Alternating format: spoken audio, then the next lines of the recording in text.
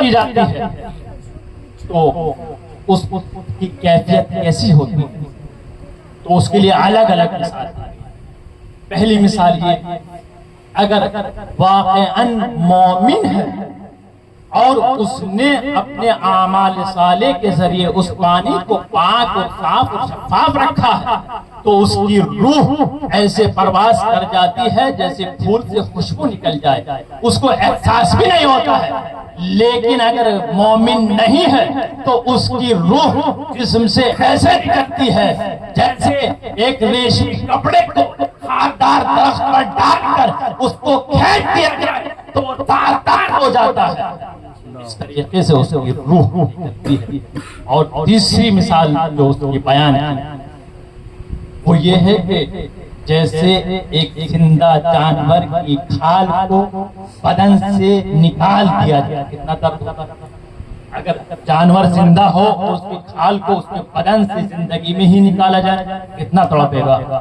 مثال اس کے لیے، یہ میرا یہ ہاتھ، آپ ہتھیلی پر کوئی چیز چپکائے، جیسے ڈاکٹر کے جاتے ہیں تو وہ ٹیپ لگاتا چپکاتا ہے، اور بعد میں جب اکھاڑیں گے آپ ہتھیلی سے چھٹائیں گے تو آپ کو محسوس نہیں ہوگا، بالکل بھی آپ کو درد محسوس نہیں ہوگا۔ کیوں؟ کیونکہ یہ پاک، صاف اور شفاف ہے، اس پر کوئی بال نہیں ہے۔ لیکن اگر آپ اس طرف چپکائیں، الٹے ہاتھ اس طرف ہتھیلی کے پیچھے پشت پر چپکائیں گے اور اس کو پھر کھینچتے ہیں تو کتنا درد ہوتا ہے۔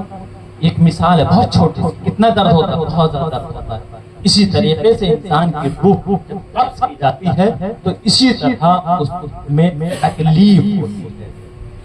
اس کے لیے ہمیں اعمال صالح جمع کرنے ہوں گے۔ ان اللہ یبعث من فی القبور، جو یہ قبروں میں سوئے ہوئے ہیں نا، ان کو مٹی کا ڈھیر نہیں سمجھنا، یہ روز قیامت اٹھائے جائیں گے، ان سے حساب و کتاب بھی لیا جائے گا۔ اگر حساب و کتاب اپنے لیے بنانا چاہتے ہیں تو سب سے بڑا اور سب سے بہترین عمل یہ ہے کہ والدین کی خدمت کرو، جو شاید آپ کے ذاکرین علماء سے واقعہ سنا ہو۔ اس واقعے کو